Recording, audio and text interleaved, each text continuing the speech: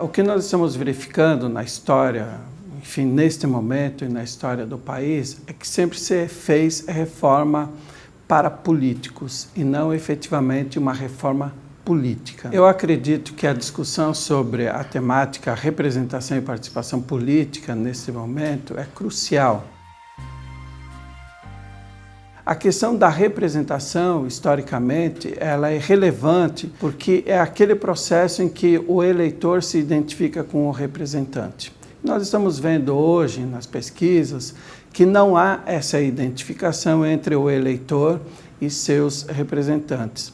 Acredito que esse é o momento que demonstra que nós temos que repensar profundamente as nossas instituições político-partidárias, ou seja, a forma delas atuarem na sociedade. Infelizmente, o que nós vemos hoje é que o partido político, enquanto canal de expressão da sociedade, ele acaba sendo um espaço único e exclusivo dos políticos e não da sociedade. Então, o que nós podemos hoje verificar? É esse esvaziamento do espaço público enquanto um espaço de participação e atuação da sociedade na construção de políticas públicas e na própria dinâmica do Estado. Então, de certa forma, o espaço público hoje ele foi privatizado, ou seja, ele tomou um caminho muito perigoso, em que nós não sabemos aonde isso pode, enfim, acabar.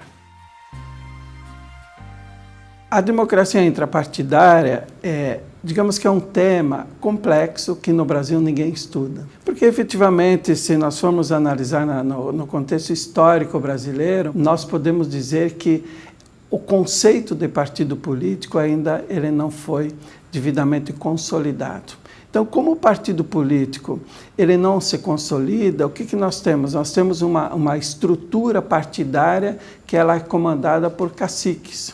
A democracia intrapartidária ela pressupõe que o partido político tenha internamente uma dinâmica de construção onde a política ela não seja dominada por pessoas.